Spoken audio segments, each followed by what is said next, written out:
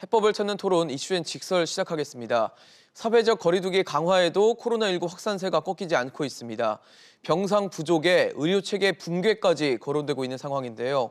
심상치 않은 코로나19 상황, 중앙대학교 약학대학 설대우 교수와 자세히 짚어보도록 하겠습니다. 어서 오십시오. 네, 안녕하세요. 우려했던 일일 신규 확진자 1,000명을 넘어선 상황이 됐습니다. 교수님 보시기에는 3단계로의 사회적 거리두기 격상 필요하다고 생각하십니까? 저는 그렇게 생각하지 않습니다. 그렇게 이유가 아니라고 몇 개 보시나요? 있는데요. 네네. 우선 하나는 좀 질문을 바꿔서 네. 3단계로 갈 거냐라고 그렇죠. 하는 거하고 지금 뭐 이렇게 가냐마냐를 두고 얘기를 하고 그렇습니다. 있잖아요. 3단계로 갈 거냐? 저는 못 갈 거라고 보고요. 두 번째로 그러면은 혹시 3단계로 가게 되면 네네. 효과가 있을 거냐? 이게 있을 수 있잖아요. 그게 그죠? 중요하죠, 사실. 예, 우선 하나는 3단계로 가게 될 요건은 됩니다. 그런데 3단계로 가게 되었을 때 효과가 있을 거냐? 저는 효과가 거의 없을 거라고 봐요. 거의 없을 거라고 예, 보세요? 왜 그렇게 보느냐 하면은 방역에 있어서 굉장히 중요한 개념 중에 하나인 threshold, 즉 임계점이라고 하는 게 있는데 네네. 지금의 상황은 확진자 수가 임계점을 넘어갔기 때문에 네. 3단계로 올리거나 아니면은 진단 검사를 많이 한다고 해서 지금의 확산세를 잡기는 상당히 어렵습니다. 그렇기 때문에 3단계를 가도 효과가 제한적이다. 다시 말하면 2단계에서 2.5단계를 갈 때 실기를 했는데 그때 2단계와 2.5, 3단계는 완전히 다르거든요. 네네. 그러니까 2단계까지는 지역 발생이지만 2.5와 3단계는 전국 발생이거든요. 예, 예. 그러니까 2.5단계에서 2단계에서 2.5단계를 선제적으로 갈 때는 효과가 있지만 네네. 2.5단계와 3단계는 이미 전국적 발생 양상이고 그렇죠. 두 개가 50명과 10명 크게 차이가 없어요. 이게 뭐 무슨 엄청난 차이가 있을 것 같아도 내용적으로 큰 차이가 없어요. 그렇기 때문에 간다고 해도 효과는 거의 없을 거다 이렇게 보는 거예요. 두 번째는 못 갈 거다. 확실히 못 갈 거다. 저는 못 간다는데 거의 90% 정도를 두고 있는데 이유가 있습니다. 첫째 하나는 네네. 효과가 거의 없을 거라고 하는 점 하나 하고요. 네네. 두 번째는 3단계가 마지막이거든요. 그렇죠. 3단계를 갔어도 확산을 잡지 못하게 될 경우에는 정치적인 부담과 상당한 책임을 져야 될 거예요, 이게. 그렇기 때문에 저는 못 갈 거다. 못 갈 거라고 하는데 한 90% 정도 무게를 준다. 이렇게 정리합니다. 사실 뭐 어떻게 보면 그 두 개 같은 얘기신 것 같아요. 효과가 없기 때문에 못 가는 거고, 네, 효과가 예상이 안 되는 상황이고 지금 사실 3단계를 그럼 결과적으로 3단계를 가는 시점을 놓쳤다고 봐야 되는 건가요? 그러니까 2.5단계 가는 걸 놓친 거죠. 2.5단계와 3단계는 큰 거의 차이가 없기 없으니까. 때문에. 그러니까 2.5단계를 과감하게 먼저 갔었어야 되는데 2.5단계를 못 거기서 갔기 실기를 했다. 때문에 이제는 별 차이가 없는 3단계를 간다고 하더라도 큰 차이가 없을 거다. 그런데 네네. 문제는 말씀드렸잖아요. 확실히 효과가 있다, 3단계가. 그러면 가죠, 지금이라도. 그런데 왜 고민이 많으냐? 3단계를 간다고 해서 잡힌다는 보장이 없거든요. 거기에다가 3단계를 갔는데 못 잡았을 경우에는 문제는 더욱 심각해진다는 거죠. 이런 문제가 있기 때문에 제 생각으로는 3단계 가기는 굉장히 어려울 거다. 이렇게 보는 겁니다. 그런데 사실 뭐 코로나19 확진자가 신규 확진자가 뭐 1,000명을 넘고 계속 한 800명대를 유지를 했기 때문에 계속 자택 대기하는 환자가 늘어나고 이제 병상이 부족해지면서 뭐 중증 환자용 그 병상도 부족하다고 하고요. 그래서 뭐 정부가 나름대로는 뭐 컨테이너 병상이라든지 이런 걸 통해서 병상을 확보하겠다고 하고 있는데 이게 지금 뭐 대안이 될 수 있다고 생각하십니까? 대안이 되기가 어렵습니다. 대안이 못 될 거라고 봅니다. 예를 들면 지난 토요일 날 예. CNN에서 네네. 우리나라 그 컨테이너 병상을 제법 크게 보도를 했습니다. 그러니까 지난 토요일 날 CNN에서 몇 가지 보도를 했는데요. 하나는 한국에서의 확진자가 상당히 많이 나오고 있다. 이걸 하나 보도를 했고요. 두 번째는 병상 문제와 관련해서 네네. 컨테이너 병상을 보도를 했어요. 그 얘기는 뭐냐면은 한국이 여태까지 K 방역이다 뭐다 하면서 잘해온 건 사실이잖아요. 그런데 이제 한국 상황이 심상치 않으니까 예. 이것을 보도했습니다.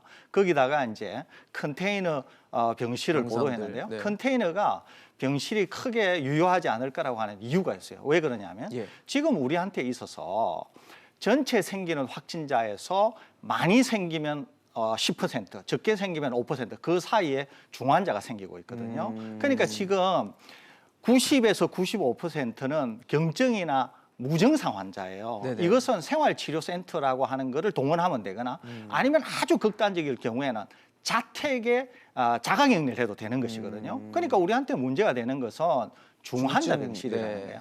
중환자 병실은 크게 두 가지가 있는데요. 하나는 시설을 갖춰야 되는 게 하나가 있고 예. 두 번째는 인력이 24시간 거기에 붙어서 환자를 돌봐야 돼요. 아. 그렇기 때문에 다른 병실 중환자에 비해서 훨씬 많은 인력이 투입이 됩니다. 그렇게 거기에다가 되겠네요.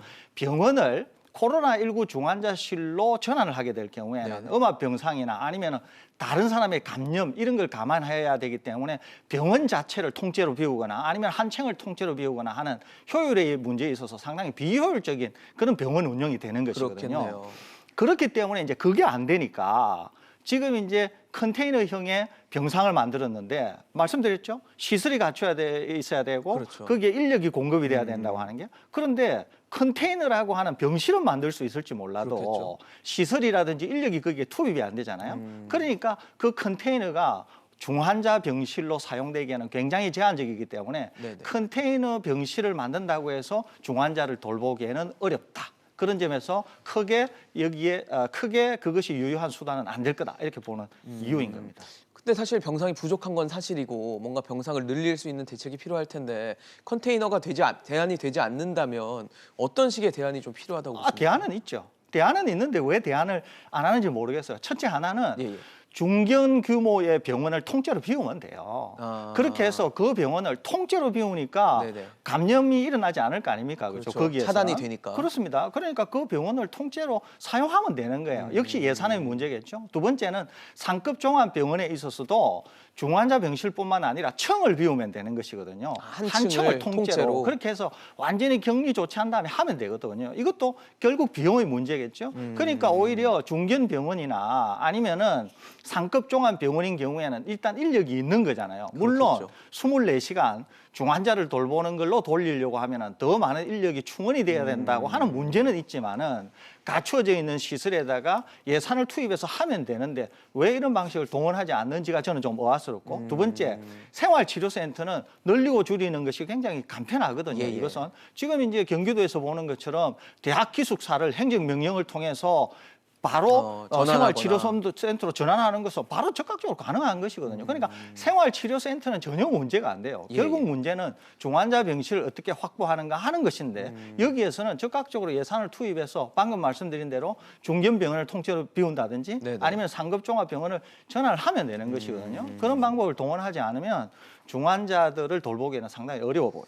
네, 사실 뭐 예산이 필요하다는 게 가장 핵심일 것 같다는 생각이 좀 드는데 사실 최근에 코로나19 신규 확진자들을 보면 사실 어디서 언제 감염됐는지를 거의 모르는 역학조사가 이제 좀 한계에 온 거 아니냐라는 얘기들이 있는데 역학조사가 지금 뭐 효과가 좀 있는 과정이라고 보십니까? 이제 역학조사는 거의 이제 뭐 우리 의미가 손을 없어졌나요? 떠났다 이렇게 볼 수 있습니다. 그러니까 대구 경북의 신천지 대구교회 사태가 생겼을 때 그렇죠. 최고 하루에 909명이 나온 적이 있었거든요. 그때도 역학조사를 할 수 없어서 역학조사로 어떻게 할 수 있는 상황이 안 됐어요.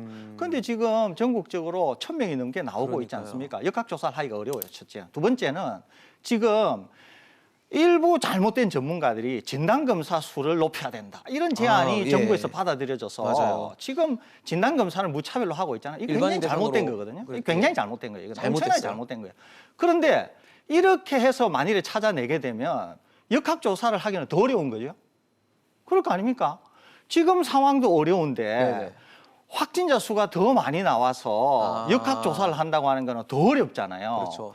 그러니까 감염 불명 환자는 더 많이 나올 거고 검사 숫자는 더 많아질 거고 역학조사는 더 안 될 거고 지금 앵커께서 저한테 역학조사 물어보셨잖아요. 예, 예. 지금 상황에서도 역학조사가 안 되는데 검사를 더 많이 하면 역학조사가 되겠습니까? 더 안 되겠죠.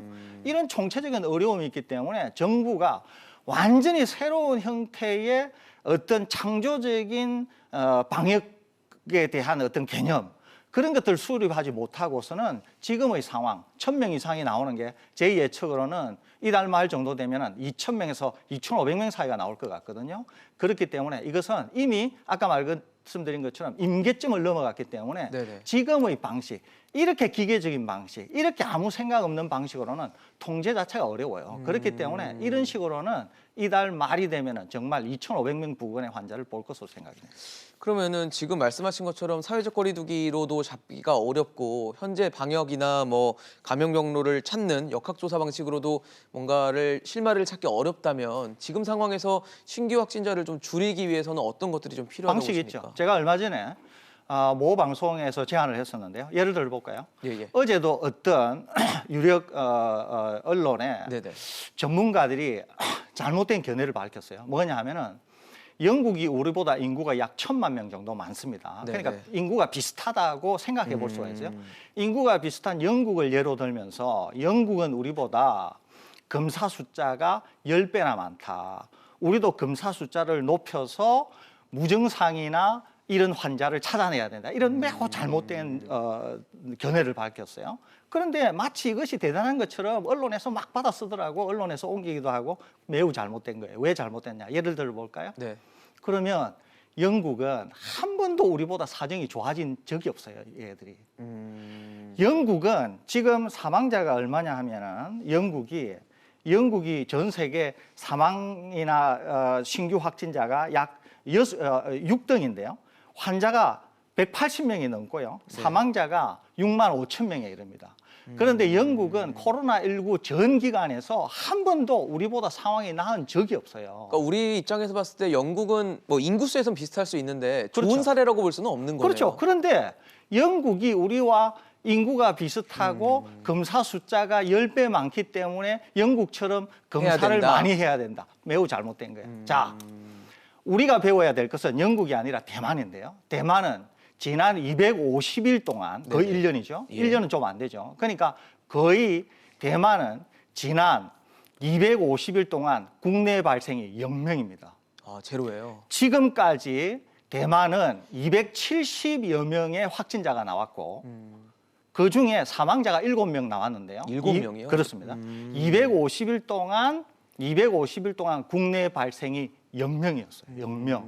왜 이랬느냐? 두 가지가 있거든요. 예. 하나는 코로나19가 중국에서 터졌을 때 국경을 완전히 봉쇄를 했어요. 아, 완전 차단을 했군요. 그렇습니다. 우리는 그거는 어려워요. 그걸 배울 수는 없어요. 네네. 두 번째는 뭐냐 하면은 마스크를 했어요. 마스크. 그래서 거기에 대만에서 하는 마스크를 벤치마킹해서 우리도 마스크를 하게 되거든요. 아. 마스크를 했습니다. 지금 겨울인데도 250일 동안 0명인데도 대만은 어떻게 했느냐. 겨울이 오면 0명이지만은 환자가 나타날 수 있으니까 마스크를 온전히 착용하시고 밀집도를 2분의 1이나 3분의 1로 떨어뜨리라. 이것이 대만이 취한 정책이에요. 0명인데도 불구하고. 그렇습니다. 자, 우리 한번 볼까요? 예. 우리가 지금 거리두기를 하는데 네. 거리두기보다 훨씬 더 중요한 게 마스크 착용이에요. 마스크 착용. 쉽게 얘기하면 6m, 8m 떨어져 있어도 마스크를 착용 안 하면은 감염이 될 수 있지만 더 가까운 거리에서도 마스크를 착용하면은 감염이 안 돼요. 한번 볼까요? 예. 21대 국회의원 총선이 2020년 4월 15일 날 있었는데 그렇죠. 감염 확산이 없었어요. 두 번째, 24만 명 공무원 시험이 언제 있었느냐 하면 2020년 6월 13일 날 있었는데 네네. 감염자가 없었어요.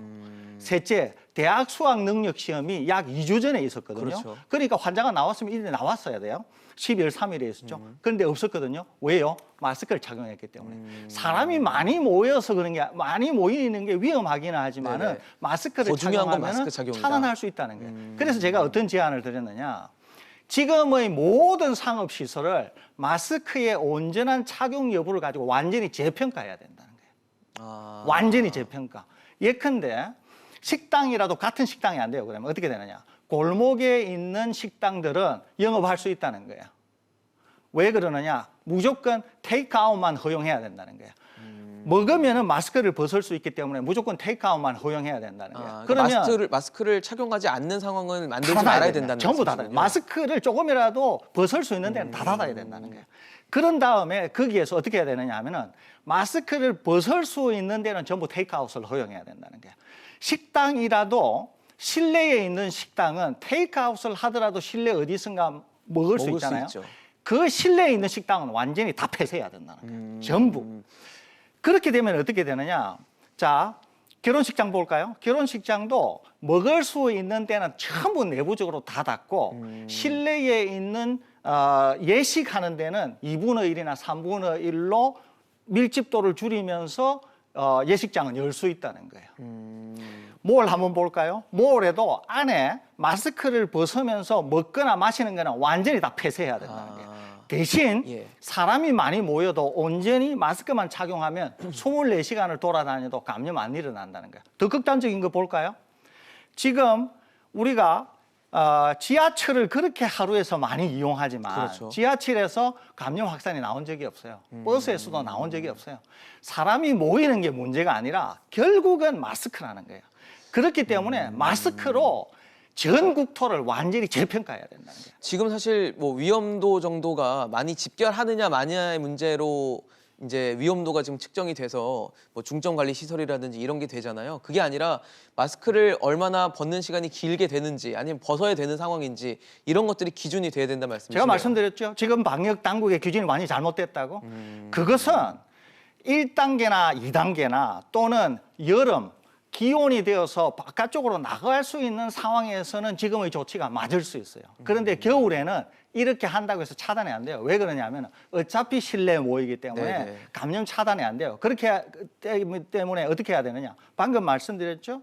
모든 시설을 온전한 마스크 착용 여부로 재평가를 한 다음에 완전히 방역 틀을 바꿔야 된다는 거예요. 이거 못 바꾸잖아요. 그러면은 첫째, 감염 확산을 막기도 어려워요. 둘째, 정부가 계속해서 경제와 방역을 공존시키려고 하는데 예. 방역과 경제를 공존시키는 유일한 수단이 바로 이 방식이에요. 이렇게 되잖아요. 그러면은 마스크를 온전히 착용할 수 있는데 실내다. 밀집도를 떨어뜨려야 된다는 거예요. 마스크를 실내든 어떻든 조금이라도 벗을 수 있잖아요. 다 닫아야 된다는 거예요. 거기는 오로지 테이크아웃만 할 수 있도록 해야 된다는 거예요. 이런 조치를 하게 되면 정부가 이걸 가지고 세게 밀면 감염 확산을 막을 수 있으면서 지금의 차단을 어느 정도 떨어뜨릴 수 있지. 그렇지 않잖아요. 3단계를 가도 어렵다는 거예요. 사실 지금 뭐 말씀해 주신 것처럼 뭔가 방역 체계라든지 기준의 변경이 필요하다라고 봐도 가장 필요한 건 지금 현 시점에서는 백신과 치료제가 아닐까라는 생각은 드는데 지금 어쨌든 정부는 4,400만 명분의 백신을 확보했다라고 하고 있는 상황이고 우리나라가 그 아스트라제네카의 백신을 선구매했다라고 알려져 있는 상황이잖아요. 아스트라제네카 백신은 믿을만한 건지 국민들이 이거에 대해서 신뢰를 해도 되는 건지 맞을까 말까는 어쨌든 국민들의 선택일 텐데 이거를 선택해야 될지도 좀 필요할 것 같거든요.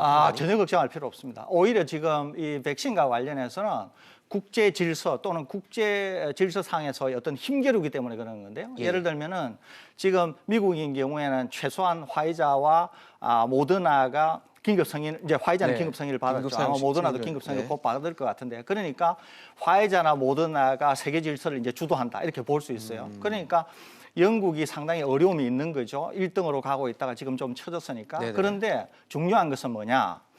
안전이나 모든 거에 있어서 계속적으로 전문가들이 내용을 살펴볼 수 있도록 논문화되어서 데이터가 발표된 것은 아이러니하게도 아스트라제네카밖에 없어요. 화이자나 모더나의 결과는 전문가들이 볼 수 있도록 공개된 적이 없습니다. 이게 그렇다고 해서 화이자가 굉장히 안전하냐? 그렇지 않아요. 화이자도 상당한 부작용이 이미 영국과 그렇죠. 딴 곳에서 드러나고 보고가 있습니다. 되는 거 있죠. 그런데 그런 것들을 전문가가 여태까지 볼 수가 없었어요. 거기에다가 예방률 또는 효과라고 하는 것도 굉장히 과장된 측면이 있어요. 그런데 더 중요한 것은 예. 선구매에 있어서 선구매에 있어서 지금 전 세계 인구 80억 명 중에서 선구매된 게 약 60억 명분 정도 됩니다. 그러는데 60억 명분 정도 중에서 선구매된 것이 아스트라제네카가 약 30억 명분 정도 돼요. 반 정도 됩니다. 네네. 그리고 나머지들이 이제 30억 명분 정도 되거든요. 그렇기 때문에 아스트라제네카는 신속히 임상 시험을 해서 그 결과를 내게 되면은 콜드 체인이라든지 안전성이라든지 여러 면에서 훨씬 파이자나 모더나나 이런 백신보다도 네. 기본적으로 우수할 것이기 때문에 우리 정부로서는 뭐 일단 아스트라제네카하고 계약이 됐으니까 우리 국민들은 아마 아스트라제네카를 1차적으로 접종할 것 같은데 큰 문제가 없고 안전성이나 효과 면에서도 뭐 전혀 뒤떨어진 게 아니기 때문에 네네. 그런 점에서 긴급 승인만 요건만 된다고 하면 아스트라제네카는 충분한 그런 효력과 안전성을 확보한 그런 백신이다 이렇게 볼 수 있겠습니다. 근데 사실 지금 저희 화면에도 나가고 있지만 우리가 백신을 물량 확보한 것들이 아스트라제네카만 있는 게 아니고 모더나나 뭐 화이자나 이런 데 백신도 있어서 최근에 영국에서 발생한 뭐 백신 부작용 같은 것들을 우려하시는 분들이 있거든요. 거기서 뭐 당시에 뭐 아나필락시스라든지 이런 부분 면역 체계에 있어서의 충격이 혹시 다른 백신을 맞았을 때 오면 어떡하지라고 생각을 하실 수 있는데 다른 아스트라제네카가 아닌 다른 회사의 백신은 안전성에 대해서 어떻게 평가를 하세요? 우선 아스트라제네카는 안전성은 화이자나 모더나보다 훨씬 뛰어난 것처럼 네네. 보이고요. 두 번째는 화이자 백신은 일단 임상 시험을 하던 곳에서 임상 시험 중에 4명이 신경계 질환, 안면신경 마비가 있었습니다. 이 신경마비라고 하는 것은 언제나 굉장히 중증의 부작용으로 보거든요. 네. 두 번째는 영국에서 접종하는 중에 대규모 접종을 하는 중에 2명에게서 아나필락시스가 보였어요. 아나필락시스라고 하는 그것도 중증 부작용에 속합니다. 네네. 그러니까 파이자는 상당한 중증 부작용을 일단 드러낸 케이스가 최소한 6개 있다 이렇게 볼 수 있죠. 그렇네요. 그런데 모더나는 우리나라가 지금 계약이 된 거는 아스트라제네카 하나하고 구속력 있는 계약이 된 것은 2개 아니면 3개거든요. 그런데 거기에 지금 화이자와 모더나가 1,000만 명 분씩 들어가 있어요. 네네. 들어가 있는데 화이자는 방금 6케이스 정도의 중증 부작용이 있다 그랬잖아요. 그렇죠. 한 건만 있어도 굉장히 중요하게 다루게 되는데 아. 모더나는 더 큰 중증 부작용이 있을 가능성이 있습니다. 왜 그러느냐면 화이자나 모더나는 같은 기술이에요. 그리고 2번을 접종을 합니다. 그런데 화이자보다 모더나는 한 번 줄 때마다 용량이 화이자에 비해서 3배를 많이 줘요. 그러니까 여기는 화이자는 1 준다 그러면은 모더나는 3.3을 줍니다. 이게 예, 그렇기 때문에 기술 같다 그랬죠. 예, 그리고 다른 여러 가지가 같다 그랬지 않습니까? 효능도 비슷하다 그랬고. 네네. 그런데 양은 3배 많이 준다 그랬잖아요. 그러니까 3배를 많이 주는 게 더 좋은 효능을 기대한다고 하면 3배 많이 주는 게 이해가 되지만 네네. 효능은 비슷하다 그러는데 3배를 많이 주면 부작용도 많이 나올 가능성이 많겠죠. 거기에다가 지금 영국에서는 실제로 백신이 적극적인 효과를 나타내려고 하면 2번을 접종을 해야 되거든요. 네네. 그런데 아나필락시스가 나타난 것은 한 번 접종했을 때 나타났어요. 첫 번째 접종 때. 그렇습니다. 2번째 접종을 할 때는 나타날 개연성이 더 크다는 거죠. 모더나는 3배씩을 준다 그랬죠. 네네. 그러니까 그런 점을 다 고려한다고 하면은 아스트라제네카 백신을 우리는 주목할 필요가 있고 오히려 안전성이나 효과는 아스트라제네카가 훨씬 나을 수도 있다. 동시에 화이자와 모더나가 앞으로 어떤 일이 벌어질지는 계속해서 면밀히 살펴봐야 된다. 이렇게 정리할 수 있겠습니다. 사실 이 코로나19 상황이 올해 1월부터 시작이 됐으니까 이제 거의 1년이 지금 다 돼가다 보니까 사실 국민들도 굉장히 지쳐 있는 상태지만 또 많이 걱정되는 것들이 의료진들의 피로 누적 상태일 겁니다. 굉장히 힘든 시간들을 계속 지금 뭐 풀타임으로 계속 보내고 있는 상황이어서 의료진 뭐 공백 그리고 의료진이 좀 지쳐 있는 상황들을 좀 어떻게 좀 개선할 수 있는 게 있을까요? 현 상황에서? 개선하기는 현실적으로 굉장히 어렵습니다. 예. 일단 결국은 이제 의료진들을 순환으로 해야 되는데 그렇죠. 이제 순환으로 하기에도 환자가 기본적으로 적을 때는 순환이 가능하지만 지금 환자가 너무 많잖아요. 지금 의료진 부족하다고 하고 그렇습니다. 있잖아요. 그러니까 의료진이 일단 부족하잖아요. 어딘가에서 의료진을 차출해서 지금 공급을 해야 될 상황이거든요. 그러니까요. 의료진을 차출해서 공급을 해야 되는데 그 사람을 돌리기에는 지금 어렵잖아요. 거기다가 환자가 많아지게 되면은 오히려 더 계속 그 환자를 돌보았던 분들이 더 잘 돌볼 수 있고 효율적으로 돌볼 수 있는 것이거든요. 그렇기 때문에 지금 이 의료진 부족 문제도 우리가 지금 풀어야 될 그런 큰 숙제가 아닌가 하는 생각이 드는데 뾰족하게 당장으로는 해결하기가 좀 어려워. 네네. 네. 알겠습니다. 오늘 뭐 코로나19 상황과 또 이모저모에 대해서 서울대우 교수와 함께 해봤습니다. 교수님 감사합니다.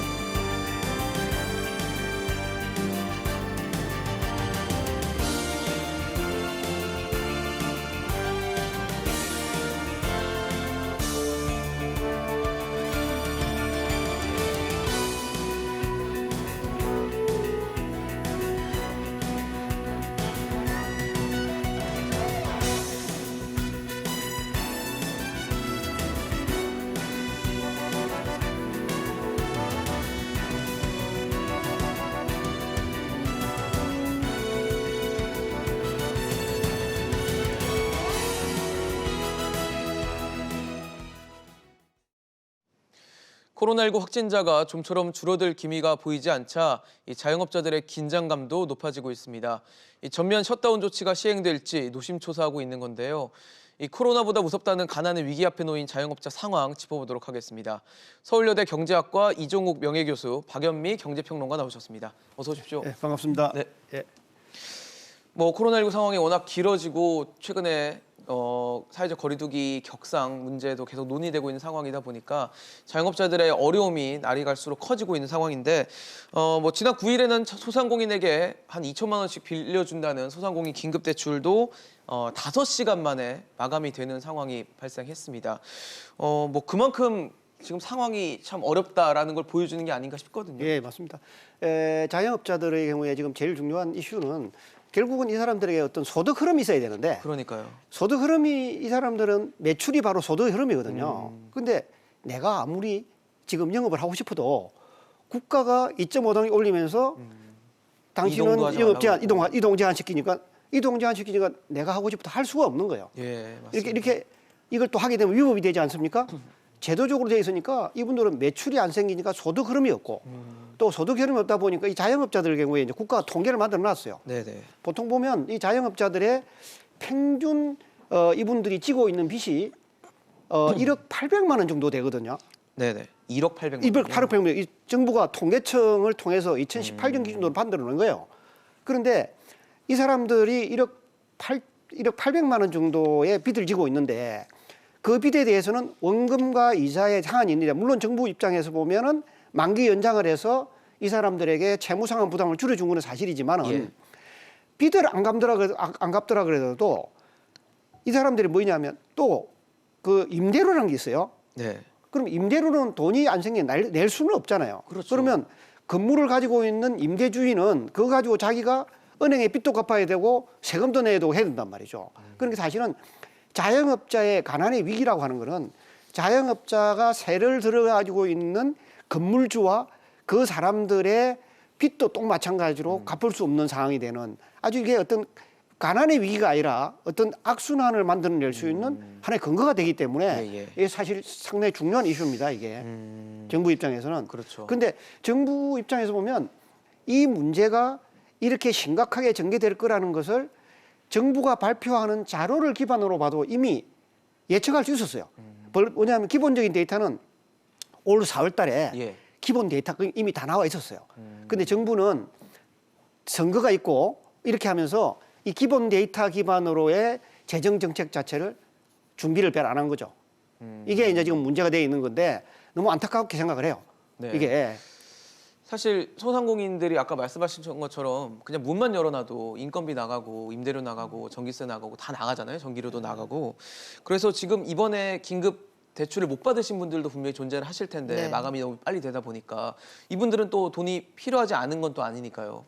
다른 데서 또 이 돈을 빌려오거나 돈을 어떻게든 충당을 해야 될 텐데 그러다 보니까 이게 혹시 금융 위기나 아니면 뭐 이제 사금융을 이용하는 쪽으로 가서 결국은 또 다른 충격이 되면 어떻게 하나라는 우려가 있습니다.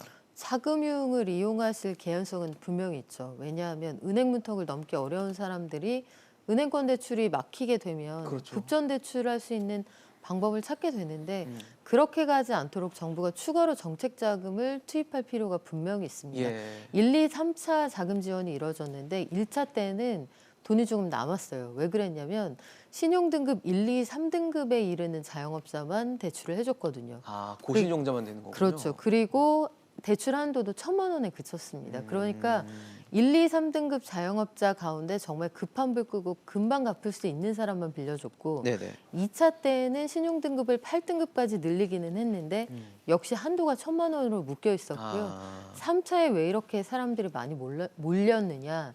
1, 2차 때까지는 끝나겠지 하면서 버틴 거예요. 그렇죠. 왜냐하면 대출이라는 건 결국 다 내가 갚아야 할 빚이니까 그런데 못 견디겠다는 시간은 길어졌고 여기 이제 돈을 더 이상 융통하기 어려운 지경까지 이른 분들이 많단 말이에요. 그래서 이걸로 이제 폐업 자금이라도 써야겠다 이렇게 생각하고 이걸 빌려서 가게를 정리하시려는 분들이 그만큼 많아졌다는 얘기인데 네. 3차가 금방 소진이 되고 1, 2차는 아직 돈이 남아있단 말이죠. 예. 이거는 굉장히 무겁게 받아들여야 하는 사인입니다. 하지만 결국 어떻게든 지원이 좀 필요하지 않을까라는 생각이 들거든요. 지금 뭐 3차 재난지원금 얘기도 있지만 예. 이게 논의하는데 시간을 소요하기보다는 빨리 좀 정리를 해서 지급해야 되는 게 필요하지 않을까 싶습니다. 사실 정부 입장에서 보면은 소상공인들의 목소리가 지금 사회자 말씀하신 대로 지금 이제 시기가 중요하거든요. 예. 죽고 나서 이 사람 폐업하고 나서 지출해가 소용이 없었어요. 그렇죠. 그런데 사실은 제일 안타까운 것은 우리가 2차 재난지원금을 할 때 네. 사실 소상공인들한테 정부는 7조 8천을 편성했다 그러지만 네네. 소상공인들의 지원한 돈은 3조 2천밖에 안 됩니다. 그 가운데 폐업 자금이 한 2천억 정도 들어가 보면 3조 3천억밖에 안 되거든요. 예. 그런데 그 3천억 정도밖에 안 되는데 정부가 긴급 돌봄이라 그래가지고 전 국민한테 통신비로 지급한 돈이 9천억 원이에요. 그렇죠. 그런데 지금 현재 긴급 제출 자금으로 정부가 확보하고 있는 돈이 3천억입니다. 네. 3천억이 지금 현재 대여 시간 만에 딱 동이 나버렸잖아요. 소진됐죠. 만약에 우리가 통신비 9천억 정도를 3차 재난지원금을 위한 비상대금으로 가지고 있었다면 지금 정부는 여유가 훨씬 많았을 거예요. 그렇죠. 그런데 이걸 왜 가지고 있어야 되느냐? 이미 4월 달에 소상공인연합회가 조사한 자료를 보면 당신들은 미래를 어떻게 생각합니까? 이렇게 물었을 때 예. 23%는 이미 폐업했습니다. 그다음에 27%는 뭐라 그러냐면 어렵지만 견뎌보겠습니다. 49%는 뭐라 그러냐면 폐업을 지금 각오하고 있다. 각오하고 있다 그랬단 말이에요. 그러면 이미 정부는 각오하고 있다는 데이터를 가지고 준비를 하는 게 정부 아니에요. 정부의 제일 중요한 것은 재난이 닥쳤을 때 빨리 복구도 하는 것도 중요하지만 재난을 미리 예방해서 나가는 것도 중요하거든요. 그렇죠. 그런데 정부가 지난번 3차 긴급재난지금 할 때 아무것도 해놓은 게 없어요. 거기에 대해서. 그러니까 지금 이제 딱 정부가 3천억 긴급재난지원금 긴급 대출을 하는데 딱 동의하니까 정부가 아무 대책이 없잖아요. 그러니까 이제 뭐냐면 내년 예산에서 편성돼 있는 소상공인 자금을 갖다가 주겠다. 이렇게 하는데 뭐 돈이 한 4조 정도로 편성한다 그랬잖아요. 네네. 그리고 정부는 알고 있어요. 소상공인 자금 등 정책 자금이 어느 정도만 나가면 소상공인 부분에 안정이 되는 걸 알고 있다고요. 그런데 그 가운데서 그때 긴급 돌봄이라고 해서 9천억을 그대로 우리가 보유를 하고 있었다면 이 문제 쉽게 해결됩니다. 그렇지 않습니까? 그래서 정부는 제가 제발 참 꼭 말하고 싶은 이유 가운데 하나가 이념에 앞서지 말고 우리가 가지고 있는 데이터 기반으로 준비를 해 나가면 얼마든지 이 재난 자체를 대처해 나갈 수가 있어요. 그런데 그런 거를 정부가 하지 않는다는 것이 정말 이제 국민들이 정부의 지금 현재 코로나19 대책에 대해서 신뢰가 자꾸 안 가기 때문에 이제 사람들 신뢰가 안 가면 어떻게 됩니까? 내 스스로 비상대책을 마련하는데 그렇죠. 꼭 이야기하고 싶은 게 있어요. 사실 말이 자영업자지 자영업자로서 음식점을 한번 하려 그러면 기본적으로 투자하는 고정 비용이 있습니다. 네네. 그렇지 않습니까? 그렇겠죠. 그 디자인도 해야 되고 네, 기자재도 사야 시간도 되고 들어갈 등등 하는 게 거고. 있다고요. 지금 이 사람들이 긴급 대출 2천만 원을 빌리는 이유 가운데 하나가 그 고정 비용에 해당하는 거를 버티고 싶은 거예요. 임대료는 고정 비용이잖아요. 그렇죠. 그다음 대출 이자는 정부가 연계해 준다 생각합니다. 그러면 임대료 같은 경우에 그 자영업자들의 평균 임대료가 월 정부가 발표한 자료예요. 122만 원이에요. 그러면 122만 원이면 2천만 원이면 어떻게 됩니까? 약 20개월을 버틸 수 있는 거예요. 그렇네요. 지금 정부 입장에서 보면은 미국에서 나온 자료를 보면 내년 8월 정도부터는 좀 회복되지 않겠느냐 그런단 말이에요. 그럼 지금부터 시작해 보면 10월 정도부터 시작해서 내년 10월까지 하면 임대료 평균이 122만 원이면은 10개월 뭐 한 20개월 버틸 수 있죠. 뭐 10개월 이상은 버틸 수 있잖아요. 근데 지금 현재 어떻게 보면 긴급 재난지원금에 이렇게 사람이 많이 몰리는 이유는 사람들이 비상대책을 지금 강구하는 거죠. 지금 이제 이 돈을 확보해야겠다. 예. 그리고 그다음에 자영업자 정도가 지금 현재 현금 흐름이 없는 상태가 해서 금융계는 돈을 빌릴 수가 없어요. 네. 그런 상황에서 2%의 초저금리를 빌린다는 거는 이것밖에 없잖아요. 그러니까요. 근데 그러니까 이것도 지금 힘든 상황이 됐죠. 예, 지금은. 자영업자들의 그 긴급 대출에 대해서 저렇게 몰리는 이유에 대해서 정부가 발표한 자료를 가지고서 진지하게 대책을 세울 필요가 있다 이거야. 그러면 이 어려운 시기를 자영업자들에게 저런 고통 안 주고 새벽에 줄 안 세우고도 넘어갈 수 있다는 것이 저 같은 학자들 입장에서 보면 너무 안타깝다는 거예요. 이게 계산이 나오지 않습니까? 정부가 발표한 자료를 가지고 예? 저게 만약에 확보 못하면 어찌 되느냐? 네. 122만 원을 가지고 이제 정부 발표한 자료예요. 예, 예. 저걸 이제 못하면 어떻게 하겠습니까? 내가 낸 보증금을 가지고 까나가야 돼요. 그렇죠, 그렇죠. 보증금이 보통 평균 얼마냐 하면 2,200만 원 정도 보증금이라 그래요. 그럼 내가 보증금을 안 까나가려 그러면 122만 원 임대료 내는 거라도 먼저 돈을 확보해놔야 되잖아요. 그렇겠죠. 왜? 은행에서 돈을 안 빌려주니까. 자영업자들 신용등급 좋은 사람이 얼마나 됩니까? 그다음 이제 내가 집을 담보로 해도 정부 입장에서 보면 가계대출 늘어난다고 돈 못 빌리게 딱 막아버렸어요. 그러니까 지금 자영업자가 저리 몰리는 거는 정부 스스로 어찌 생각하면 자초하는 일이라 저는 생각합니다. 사실 지금 뭐 통신비 얘기도 하셨지만 통신비를 처음에 준다고 했을 때도 논란이 되게 많았잖아요. 9천억 원이라는 되는 돈을 제대로 또 필요한데 쓰는 거냐라고 얘기 많았는데 지금 와서 보면은 이게 과연 그렇게 효과가 있었을까라는 그때 논란이 다시 한번 좀 이해가 되면서 결국은 예산은 국민 혈세고 필요한데 가야 된다는 생각이 다시 한번 들거든요. 네. 그때 당시에는 이제 전 국민 지급이 어려워지니까 네네네. 이걸 뭔가 달랠 수 있는 대안이 필요했던 거예요. 정부 입장에서는. 문재인 대통령도 위로하는 그렇죠. 거라고 이 얘기를 했었죠. 재난지원금이 가지고 있는 성격이 참 다양한데 한편으로는 긴급 부조의 성격이 있지만 다른 한편으로는 정치적으로 국민들에게 주는 메시지이기도 하거든요. 그렇겠죠. 그러니까 정치하는 사람들 입장에서 보는 시각하고 현장의 시각의 격차가 그만큼 큰 거고요. 자영업자들은 이 거대한 경제 순환 서클에 최종적으로 가장 크게 타격을 받는 사람들이에요. 재택근무를 하거나 애들이 학교를 가지 않거나 이런 것들이 모두 맞물릴 때 자영업자는 장사를 할 수 없는 상황이 되는 거죠. 그러니까요. 그리고 자영업자가 장사를 하지 못하게 된다. 그럼 이게 종국적으로는 이 원료를 대는 사람들, 유통업체들 순차적으로 영향을 미치게 되는 그렇겠죠. 거거든요.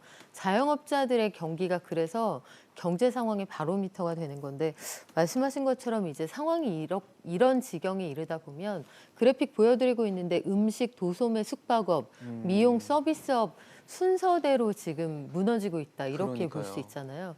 그러면 뭔가 특단의 대책이 필요한데 그 중에 하나로서 그 현금성 지원 혹은 네네. 아니면 임대료 지원 이런 것들을 아주 한시적인 부분에 한해서라도 좀 해줄 필요가 있을 것 같고요. 그 해외에서 하고 있는 실질적인 손실 보전 이런 것도 사실은 최근 1년치의 그 포스 기록, 전산 기록을 보면 사업자 등록 번호별로 얼마의 카드 전선 매출이 찍히는지 알 수 그렇죠. 있거든요. 예, 예. 그러니까 반년 전과의 상황, 지난해와의 상황을 충분히 비교할 수 있기 때문에 적어도 정부의 집합금지 명령에 따라서 직접 영향을 받은 기간 정도는 충격을 피해갈 수 있는 직접 지원이 좀 필요하다고 봅니다. 사실 지금 말씀을 해주신 것처럼 뭐 국세청 데이터라든지 카드사 데이터에 이런 데이터들이 요즘에 많이 축적이 되고 데이터베이스가 있을 텐데 지금 벌써 3차거든요 재난지원금이 1, 2차에 거쳐서 벌써 보편적도 해보고 선별적인 것도 해봤는데 3차 와서 아직도 기준이 없는 것처럼 구분을 못하는 것처럼 이러니까 국민들은 특히 대상이 될 수 있는 소상공인들은 이걸 또 언제 기다리고 있냐 나는 지금 오늘 내일 하고 있는데 이런 비판이 나오는 거거든요. 맞아요. 정부 자영업자 입장에서 보면은 지금 현재 어떻게 보면 자기들이 버틸 수 있는 마지막에 와 있습니다. 근데 자영업자들 경우에 식음료 하시는 분들이 한 40%가 지금 현재 폐업을 한다 그러는데 예. 저게 폐업 문제가 아니에요. 저분들이 창업할 때 들어가는 비용이 아까 그랬잖아요. 창업할 때 부채가 1억 800만 원이 부채예요. 그럼 1억 800만 원 부채를 지금 현재 한 10개월 정도의 현금 어려움에서 못 갚으면 네네. 저 사람들 만약에 폐업을 딱 하는 순간에 신용불량으로 타락합니다. 그렇죠. 갚을 수가 없으니까. 없습니다. 그러면 정부가 지원금을 줄 때도 아까 우리 이야기했잖아요. 정부 지원금 줄 때도 신용 등급이 좋은 사람 지금도 마찬가지예요. 긴급 대출해서 2천만 원 줄 때도 예. 체납이 없고 국가 세금에 체납이 없고 신용 불량이 이렇게 채무 상환에 불량이 아닌 사람에게 한해서 주니까 저분들이 만약에 지금 문을 닫고 신용 불량이 되는 순간에 정부 자금을 받을 수 없는 그룹으로 쫙 떨어져 버리는 거예요. 그러니까 저분들은 정말 이를 악물고 버틸라 노력하는 거예요. 그렇죠. 그러니까 저런 분들이 닫으면 어디로 가느냐? 저분들의 집기라든지 모든 건 고물상으로 가겠죠? 네네. 그럼 고물상으로 가면은 고물상 호황이라는 거예요. 그러니까요. 근데 고물상 갈 때 씁쓸하죠. 어떻게 하겠어요? 가격은 완전히 그냥 뭐 고물 취급을 하니까 그렇죠. 10%도 못 건질 거라고요. 그러니까 저런 분들이 지금 이 상가가 어렵게 되는 사람들은 그냥 어렵게 되는 게 아니라는 걸 좀 생각할 필요가 있어요. 신용불량자로 전락하고 저 신용불량자로 전락하는 사람은 정부 지원금도 또 다시 받을 수가 없고 저런 분들이 계속되면 결국 국가 입장에서 뭡니까? 위기 가구에 대한 정책 지원밖에 할 수 없거든요. 지난번 우리가 지원에서도 7조 8천 정도에 추경할 때도 예. 우리 정부가 뭘 했냐면 저신용 가계에 대한 긴급 대출로 우리가 약 4천억 정도를 했었어요. 그래서 저 문제에 대해서 정부가 좀 더 진지하게 좀 접근할 필요가 있다. 즉 어떻게 되냐면 데이터 기반으로 지난번에 자영업자들에 대한 지원을 할 때 3조 2천을 했잖아요. 예, 예. 3조 2천 할 때 정부의 DB가 뭐냐 하면 우리가 뭐냐면 사업체 기초 통계 조사를 가지고 했어요. 그래서 그때 정부가 파악한 자영업자 수가 얼마냐?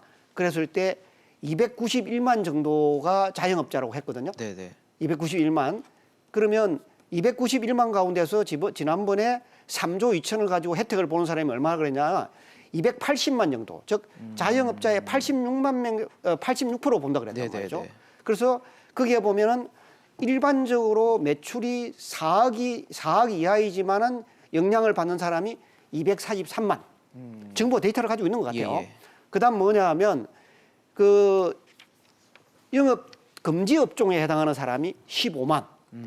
영업 제한 업종에 있는 사람이 33만 4천 명 정도 됐었어요. 그리고 정부는 어느 정도 데이터를 가지고 있어요. 예. 그 데이터를 기반으로 이제 빠른 시간 내에 처리를 해야 되는데 신속함이 필요하죠, 지금. 문제는 뭐냐면 이것도 이제 빈곤의 악순환인데 내가 연체가 있거나 세금 체납이 있는 사람은 받을 수가 없다. 왜 그러냐면 저 정책 자금을 갖다가 은행을 통해서 지금 집행을 하잖아요. 예, 예. 그럼 은행 입장에서는 긴급 대출 자금 이게 대출이거든요. 그렇죠. 그냥 주는 게 아니기 때문에 상환할 사람만 줘야 되잖아요. 그렇죠. 그러니까 사실은 2천만 원을 받아가는 상인들도 야 이거 어떻게 갚지? 걱정할 아무 또 수밖에 걱정도 없어요. 사실은 맞습니다. 쌓이는 거예요. 네. 사실 뭐 이거 어떻게 갚지? 이거 언제 끝날까? 네. 내가 이거 버틸 수 있을까? 사실 희망이 좀 있어야 될 것 같은데 한국은행이 우리나라의 경제 전망 내년도 걸 하면서 상향 조정을 했잖아요. 네. 근데 많은 사람들이 생각해요. 좋아질까? 실물 경제가 이렇게 안 좋은데 지금 당장 12월이고 당장 다음 달부터 내년인데 이게 좀 좋아질 기미가 하나도 안 보이는데 왜 좋다고 하는지. 저게 수정 전망치가 나온 게 지금 코로나19 상황이 이렇게까지 3차 대유행이 확 번지기 전에 나온 숫자예요. 맞습니다. 이게 11월 전망치니까 저 때까지만 해도 상황이 이렇게 나빠지진 않았거든요. 600, 800, 1000 이렇게 가기 전 상황이기 때문에 저 숫자가 반영하고 있는 건 그래도 4분기 이후에 우리가 3분기에 생각보다 괜찮은 성적을 받았으니까 반도체하고 전체적으로 우리 수출 물량이 좀 늘어나게 되면 그렇죠. 우리가 다른 나라보다 좀 빨리 회복이 된 편이니까 내년에는 좀 기대를 걸어볼 만하다. 그리고 올해 밑으로 많이 내려갔으니까 기저효과가 생길 그렇겠죠. 거 아니에요. 그런 것들을 두루두루 고려한 숫자인데 4분기가 이렇게 어려워지면 내년에 저거 장담하기가 어렵고요. 해서 수출은 설사 나아질 수 있어도 예. 이 실질적으로 내수가 이렇게 무너져 버리면 극단적으로 나뉘게 되는 거예요. 경제 상황이 정말 극과 극으로 정규직의 안정적인 일자리를 가진 사람들은 그냥 비슷하게 가는 건데 나머지 절반은 상당 부분 어려워지는 거고요. 이런 현상이 전 세계에서 동시다발적으로 나타나는 게 대표적으로 미국이 그렇습니다. 미국도 히스패닉, 흑인, 백인 순으로 일자리를 잃거나 수입이 감소하거나 이게 나타나거든요. 예, 예. 우리나라도 아마 가장 그 위험한 일자리를 갖고 계신 분들, 서비스업의 비정규직 예. 그리고 순차적으로 내려서 정규직에까지 이르게 되면 경제 상황이 정말 어려워지는 건데 이렇게 되면 기존의 정규직은 일자리가 단단하기 때문에 괜찮은데 자영업자들이 무너져 버리면 중간에 없어지는 거예요. 그렇겠네요. 그래서 교수님께서 말씀하신 것처럼 선제적 지원이 필요한 건 간신히 중산층의 이 끈을 잡고 있는 사람들이 저소득층으로 떨어지고 나서야 지원이 이루어지는 시스템을 바꿔야 된다는 거죠. 세금을 낼 수 있고 연체하지 않을 수 있으면 돈을 왜 끌어가겠습니까? 그러게요. 그러니까 그런 사고에 바탕을 해서 급전 대출이 이루어져야 되는데 은행은 이 수많은 위기의 상황 속에서 리스크를 하나도 부담 안 하겠다? 이건 너무 이기적이죠. 은행이 무너지려고 할 때마다 온 국민이 십시일반해서 공적 자금 지원한 게 얼만데요. 이 상황에서는 일어나기 위해서 은행도 분명히 리스크를 감당해야 되는 부분이 있어요. 그러니까 예대마진 통해서 사상 최대 실적을 계속 올리고 있으니까 네네. 은행도 여기 어느 정도 뛰어들 필요가 있고요. 이 상황 때문에 시스템적 리스크가 온다 이렇게 보지는 않습니다. 교수님 어떠세요? 어떤 의견이세요? 사실은 우리 제일 중요한 건 돈을 빌리면 대출이니까 그렇죠. 대출을 하게 되면 사실 그 이자와 원금 상환은 미래에 이루어지잖아요. 그렇죠. 그러니까 우리 사실 경제학자들은 이미 예. 60년대에 미래라고 하는 것은 희망을 줘야 되거든요. 희망이라고 하는 건 데이터 기반으로 자료 기반으로 줘야 돼요. 그래서 사실은 우리는 이번에 3, 4분기에 한국 경제가 어떻게 반등하는가를 지표로 보여줬어요. 그동안에 1, 4분기, 2, 4분기에 마이너스 1.3%, 마이너스 3.2%다가 이번 우리 3, 4분기에 2.1% 경제 성장할 때 예. 어디에서 나왔습니까? 경제 성장의 원동력이 제조업에서 났습니다. 제조업에서 7.8%의 성장을 보여줬다는 거죠. 그리고 그다음에 뭐냐면 제조업에서 설비 투자가 8.1% 있어졌고 수출이 한 16% 올라가줬다 이거야. 그러면 우리가 내년에 경기가 지금 미국을 보면 뭐 그 유명한 파우치라는 분이 보면 내년 8월 정도 괜찮다 그러면 어느 날 갑자기 괜찮은 건 아니거든요. 항상 경제라는 것은 서서히 괜찮아지는 거죠. 그럼 한국의 경쟁력은 제조업이 있어요. 그럼 제조업이 있는 사람이 기회가 왔을 때 생산을 늘려야 된다는 거지. 근데 정부가 지금 정부가 할 수 있는 정책이 두 개가 있어요. 하나는 재정으로 할 수 있는 돈을 푸는 정책과 또 하나는 규제, 제도를 통해서 할 수 있는데 지금 국회가 하는 역할을 보면 내년에 경기가 좋았을 때 정말 지금 돈을 빌린 근로자나 자영업자들이 오버타임을 할 수 있는 여유를 줘야 되는데 그렇죠. 정부는 자꾸 뭐냐 하면 그 오버타임 할 수 있는 시간에 근무할 수 있는 탄력 근로를 할 수 없게끔 계속 장막을 치고 앉아가 있다 이거야. 그거보다 풀어야 되는 상황이 그렇죠. 그러면 우리의 경제의 원동력 제조업에 있는데 지금 우리 정부나 국회가 그 제조업이 활성화될 수 있는 기반을 주고 있느냐? 그렇지 못하고 있다는 것이 우리 전문가 입장에서는 아, 이 미래에 우리에게 경제 희망이 있는가? 네네. 자꾸 걱정이 간다. 희망이 없으면 사람들에게서 뭐 나오느냐 하면 분노가 나오기 시작하는 거예요. 맞습니다. 이 자체가 주문대 대통령이 지금 이제 그 하락하는 것도 잘 한번 생각해 보시라고 말하고 싶어요. 예. 국민들이 분노다 저는 생각해요. 맞아요. 말씀하신 것처럼 지금 뭐 자영업자 소상공인의 상황이 정말 말이 아닌 상황입니다. 얼마나 답답하고 매일매일 한숨만 나오는 그런 상황인데 정치권과 정부가 좀 그 목소리를 듣고 좀 신속하게 필요한 분들께 필요한 지원을 할 수 있는 그런 정책을 내놓고 빨리 실행을 옮기기를 바라보겠습니다. 오늘 이종국 교수, 방현미 평론가와 함께했습니다. 고맙습니다. 예, 수고하셨습니다. 이슈앤잭설 오늘 준비한 소식 여기까지입니다. 지금까지 시청해주신 여러분 고맙습니다.